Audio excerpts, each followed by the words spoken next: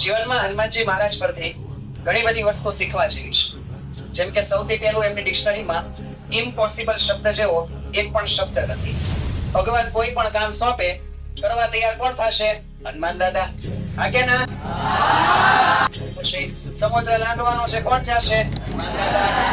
બરાબર. સંજીવની બુટી લાવવાની છે, કોણ જશે?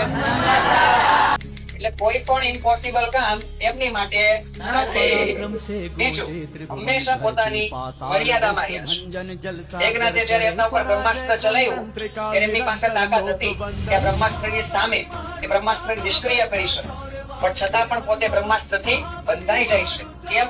પોતાની મર્યાદા તે હનુમાનજી મહારાજ જાણે છે. અને ત્રીજી વસ્તુ, ગમે એટલા સક્ષમ હોવા છતાં એમણે પણ પોતે ગુરુ બનાવ્યો છે. આ જીવનમાં શીખવા જેવી બાબત કે લાઈફની અંદર ગમે ત્યારે અટવાઈએ ને તો એ વ્યક્તિ હશે, એક વ્યક્તિ આપણને જરૂર પડે કે જે આપણને માર્ગ દેખાડે. કોણ હોય છે? આપણા ગુરુ. બોલો સિયાવર રામચંદ્ર ભગવાન કે જય.